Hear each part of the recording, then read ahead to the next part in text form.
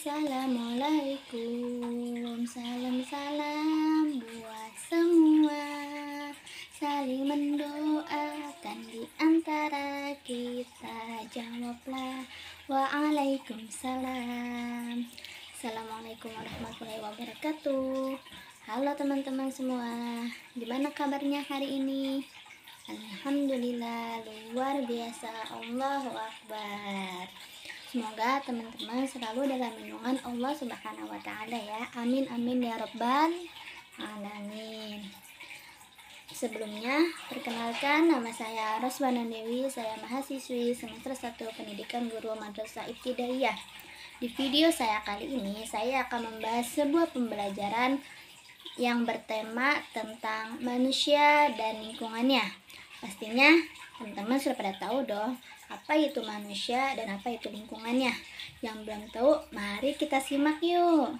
Manusia adalah makhluk hidup ciptaan Tuhan dengan segala fungsi dan potensinya, yang tunduk kepada aturan hukum alam, mengalami kelahiran, pertumbuhan, perkembangan, mati, dan seterusnya, serta terkait dan berinteraksi dengan alam dan lingkungannya dalam sebuah hubungan timbal balik, baik positif maupun negatif. Lingkungan adalah suatu media di mana makhluk hidup tinggal mencari penghidupannya dan memiliki karakter serta fungsi yang khas yang terkait secara timbal balik dengan keberadaan makhluk hidup yang menempatinya, terutama manusia yang memiliki peranan yang lebih kompleks. Kehidupan manusia tidak bisa dipisahkan dari lingkungannya, baik lingkungan alam, buatan, maupun lingkungan sosial. Kita bernapas memerlukan udara dari lingkungan sekitar. Kita makan, minum, menjaga kesehatan, semuanya memerlukan lingkungan.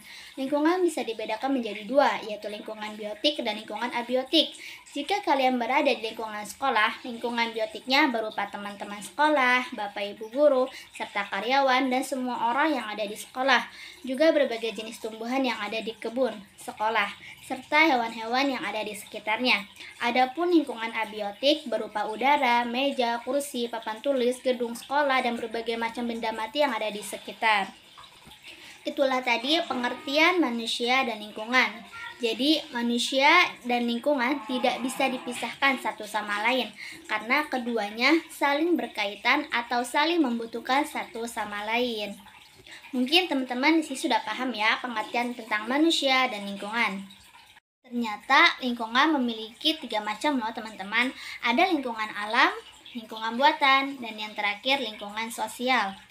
Yang pertama ada lingkungan alam. Apa sih lingkungan alam itu?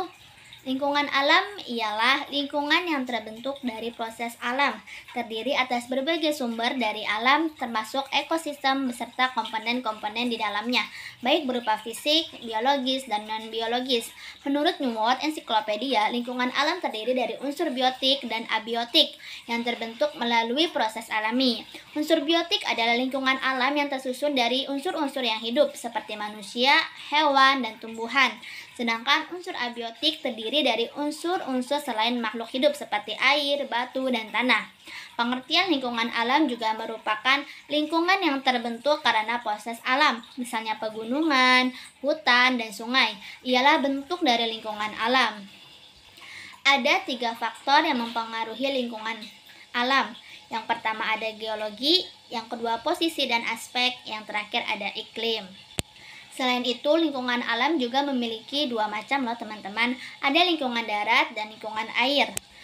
Lingkungan darat meliputi seperti padang rumput, gunung, bukit, lembah, hutan, dan stepa. Pertama ada padang rumput. Padang rumput ialah lapangan yang dipenuhi oleh rumput dan tanaman tak berkayu. Padang rumput dapat dibagi menjadi 2 jenis, yaitu padang rumput stepa dan padang rumput savana. Yang kedua ada gunung. Gunung ialah bagian dari permukaan bumi yang menjulang lebih tinggi dibandingkan dengan daerah sekitarnya. Gunung biasanya lebih tinggi dan curam dibandingkan bukit. Rangkaian beberapa gunung disebut pegunungan. Misalnya pegunungan Bukit Barisan yang membentang dari daerah Sumatera Utara sampai Sumatera Selatan. Yang ketiga ada bukit. Bukit ialah dataran yang menjulang tinggi seperti gunung, tetapi ketinggiannya tidak lebih dari 500 meter. Banyak orang yang menyebut bukit adalah gunung kecil, tapi bukit mempunyai puncak yang lebih landai dan lebih terlihat terata daripada puncak gunung yang memiliki daerah lava atau bekas lava. Yang keempat ada lembah. Lembah ialah dataran landai yang berada di bawah gunung atau biasa disebut sebagai kaki gunung. Ada pula lembah yang keberadaannya diapit oleh dua tebing yang disebut dengan ngarai.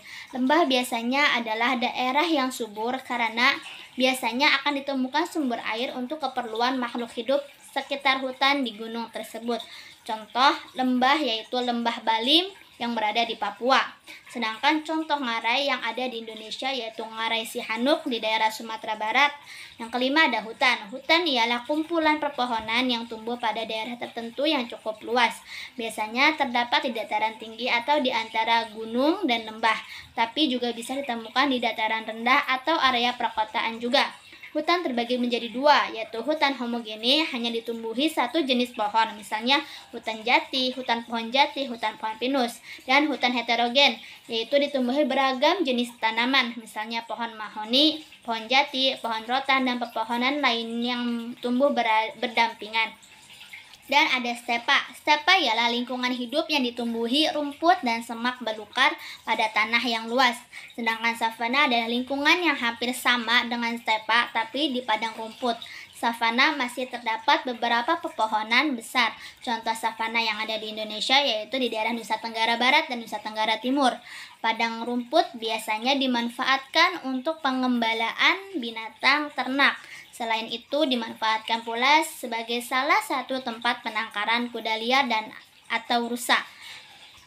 Selanjutnya ada lingkungan air. Lingkungan air terdiri dari danau, sungai, laut, dan rawa. Yang pertama ada danau. Danau adalah cekungan besar di permukaan bumi yang digenangi oleh air bisa tawar ataupun asin, yang seluruh cekungan tersebut dikelilingi oleh daratan. Contoh danau yang ada di Indonesia yaitu Danau Toba dan Danau Tiga Warna. Yang kedua ada sungai. Sungai adalah sebagai aliran air yang besar dan memanjang yang mengalir secara terus-menerus dari hulu atau sumber menuju hilir atau muara. Aliran sungai biasanya berawal dari sumber air yang letaknya berada di dataran tinggi dan kemudian berakhir di dataran rendah atau laut. Titik awal mulainya sungai mengalir biasa disebut dengan hulu, sedangkan tempat berakhirnya sungai mengalir biasa disebut dengan hilir.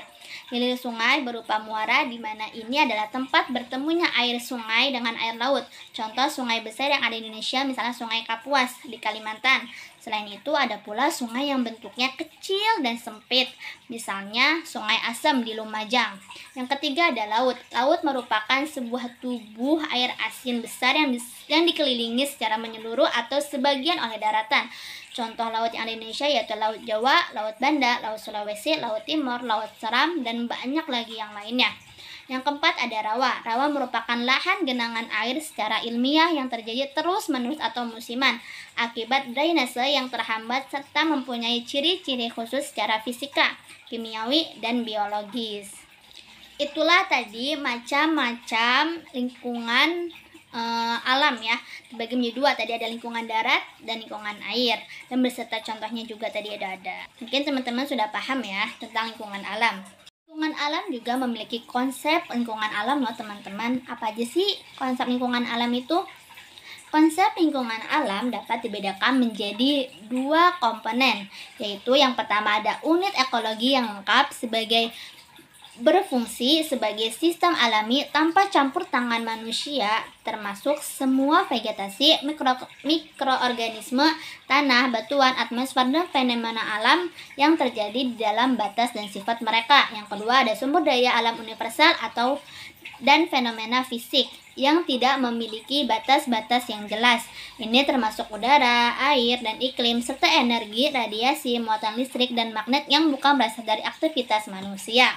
Selain itu, ada juga manfaat lingkungan alam sebagai sumber air untuk mengairi sawah dan kolam, sebagai sumber untuk dialirkan ke rumah untuk kebutuhan seperti mencuci, mandi, dan lain-lain sebagainya. Contoh lingkungan alam yaitu ada air terjun Madakaripura di Indonesia. Air terjun Madakaripura merupakan salah satu macam pemandangan alam terletak di Kabupaten Probolinggo, Provinsi Jawa Timur. Ketinggiannya yaitu 200 meter sebagai air terjun tertinggi di Pulau Jawa dan tertinggi kedua di Indonesia. Ini adalah salah satu air terjun di kawasan Taman Nasional Bromo Tengger Semeru, tepatnya di lereng Gunung Bromo. Air terjun ini berada di ujung lembah yang sempit dan berbentuk ceruk yang dikelilingi tebing-tebing curam yang meneteskan air pada seluruh bidang tebingnya, seperti layaknya sedang hujan. 3 diantaranya bahkan mengucur deras membentuk air terjun lagi. Yang kedua ada Pegunungan Himalaya. Pegunungan Himalaya merupakan jajaran pegunungan di Asia yang memisahkan dataran subbenua India dari dataran tinggi Tibet. Pegunungan Himalaya memiliki banyak puncak tertinggi di dunia, termasuk yang tertinggi yaitu Gunung Everest.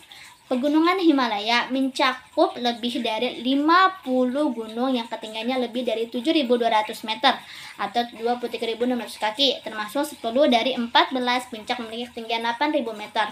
Yang ketiga ada savana di Afrika.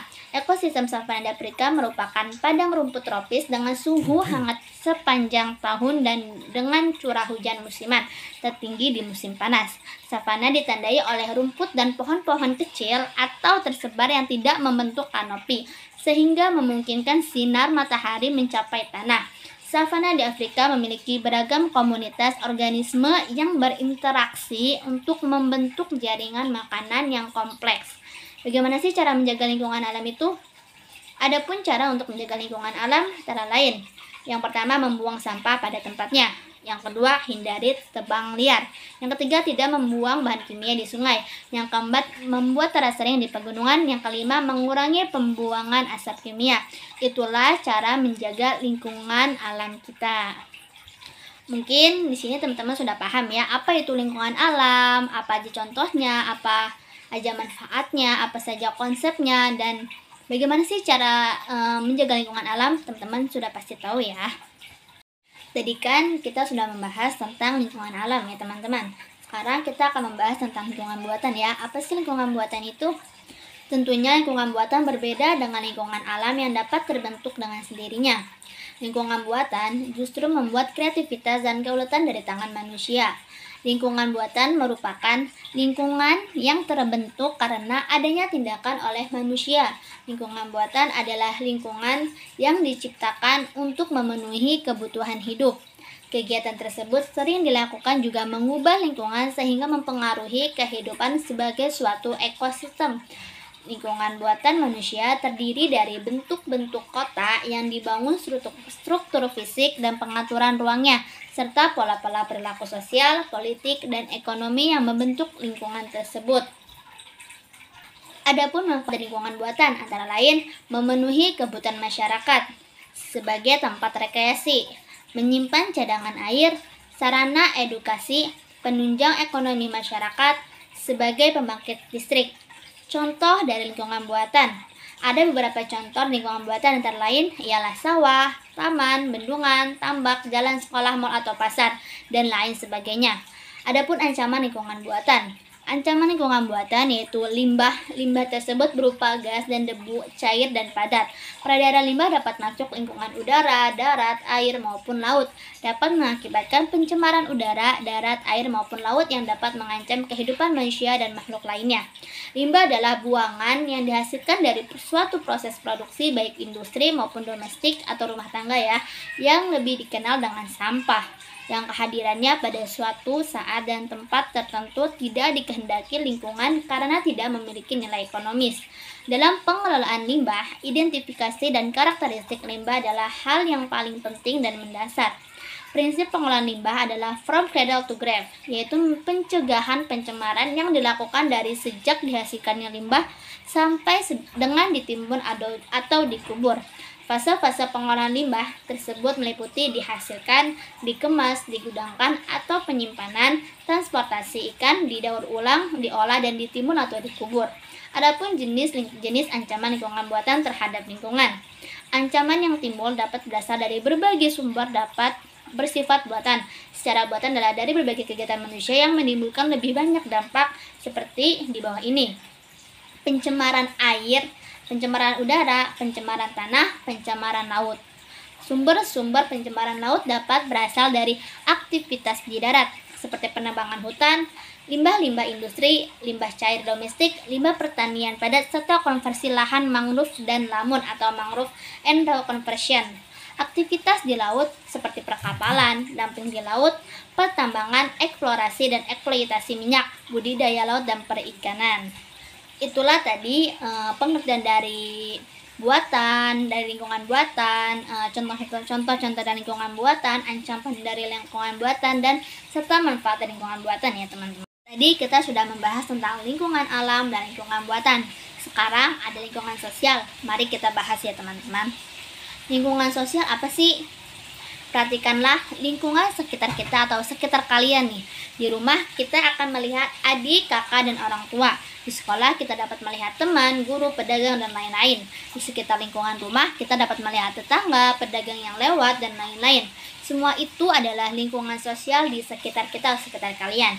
Jadi lingkungan sosial adalah manusia baik secara individu atau perorangan maupun kelompok yang ada di luar diri kita seperti keluarga, teman, para tetangga, penduduk sekampung, sampai manusia antarbangsa yang berpengaruh terhadap perubahan dan perkembangan kehidupan kita.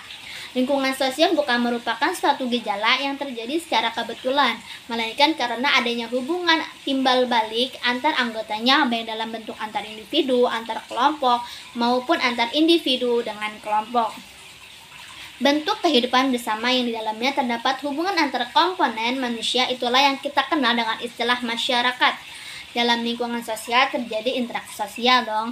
Interaksi sosial apa sih? Interaksi sosial adalah suatu hubungan antara dua orang atau lebih yang dalam hubungan tersebut perilaku atau tindakan seseorang akan mempengaruhi, mengubah, atau memperbaiki perilaku atau tindakan individu yang lain atau sebaliknya. Interaksi sosial merupakan proses sosial yang dapat bersifat mendekatan maupun merenggangkan. Tahapan yang mendekatkan diawali dari memulai, menjajaki, meningkatkan, menyatupadukan, dan mempertalikan. Contoh, saat kita mulai masuk sekolah nih teman-teman, kemudian menjajaki hubungan dengan orang lain, saling berkenalan dan tukar cerita. Adapun faktor-faktor yang mempengaruhi terjadinya interaksi sosial, yaitu ada imitasi, yaitu meniru perilaku dan tindakan orang lain.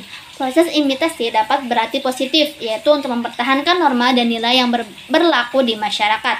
Dapat pula berarti negatif, yaitu meniru perbuatan-perbuatan yang tidak baik dan menyimpang dari nilai dan norma. Ada juga sugesti, yaitu suatu proses di mana seorang individu menerima suatu cara penglihatan atau pedoman tingkah laku dari orang lain tanpa kritik terlebih dahulu. Misalnya, seorang siswa tidak sekolah karena diajak temannya bermain. Peniruan dalam sugesti dilakukan dengan memberikan pandangan atau sikap dari dirinya, kemudian diterima oleh orang lain ataupun sebaliknya.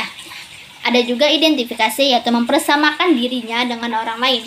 Bagi seorang anak laki-laki akan mengidentifikasikan dirinya dengan ayah, begitu juga anak perempuan dengan ibunya.